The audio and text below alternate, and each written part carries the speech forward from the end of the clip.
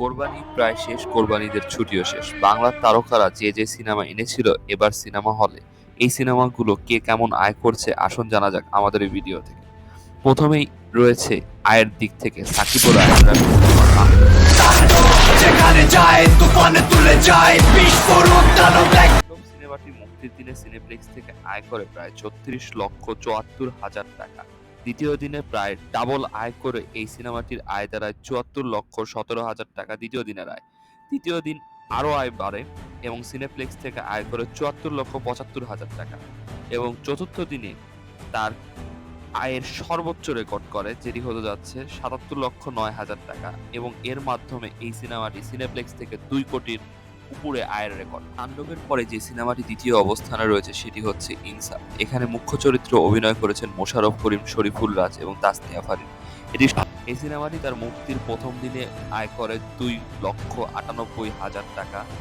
দ্বিতীয় দিন প্রায় ৫ গুণ ইনকাম করে, যার হচ্ছে ৯,৫৮,০০০ টাকা।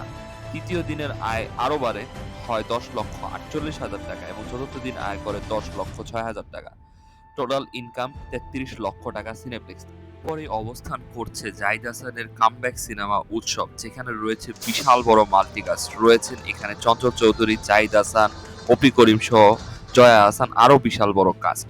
এই সিনেমাটি তার ওপেনিং এ আয় করেছে ২,৯৬,০০০ টাকা। দ্বিতীয় দিন প্রায় ৩ গুণ আয় করে প্রথম দিনের তুলনায়, যেটি হচ্ছে ৭,৩২,০০০ টাকা। তৃতীয় দিনের আয় আরও বাড়ে, হয় ৭,৮০,০০০ টাকা।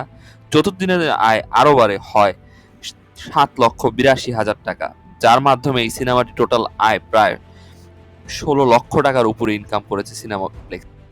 এরপর আসা যাক আরিফিন শুভর কামব্যাক সিনেমা নীলচক্র। যে সিনেমাটি গত বছর কোরবানিতে মুক্তি পাওয়ার কথা থাকলেও এই সিনেমাটি ডিলে হতে হতে এই বছর কোরবানিতে রিলিজ পায়। এই সিনেমাটি তার ওপেনিং ডে আয় করে ৭৭,৮০০ টাকা।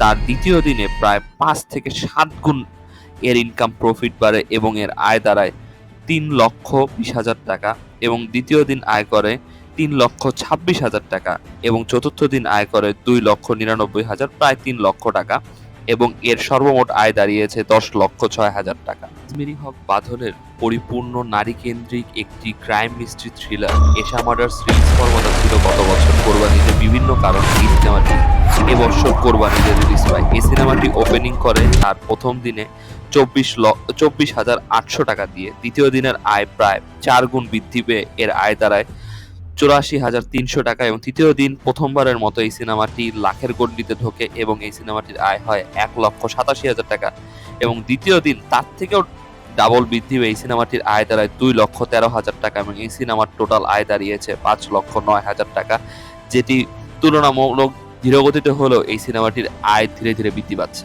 কোরবানিতে একমাত্র এবং সর্বপ্রথম ওয়াশ আউট হওয়া সিনেমা হতে যাচ্ছে টগর। এই সিনেমাটিতে মুখ্য চরিত্রে অভিনয় করেছিলেন পূজা চেরি এবং আদর আজাদ। এই সিনেমাটি প্রথম দিন ওপেনিং করে ৩৯,৫০০ টাকা দিয়ে। দ্বিতীয় দিন আয় করে ১,১৩,০০০। তৃতীয় দিন আয় আরো কমে নেমে আসে ৭২,৮০০ এবং চতুর্থ দিন আয় করে ৮৪,৫০০। এই সিনেমাটি এখন পর্যন্ত অনেকগুলো সিনেপ্লেক্স থেকে নামিয়ে দেওয়া হয়েছে এই আয়ের কমতির জন্য এবং টোটাল আয় করেছে এই সিনেমাটি প্রায় ৩,১০,০০০ টাকা। তথ্যগুলো সংরক্ষণ করা হয়েছে বিএমআর নামক বাংলাদেশের অন্যতম জনপ্রিয় একটি ফেসবুক পেজ থেকে, যারা এই ধরনের তথ্য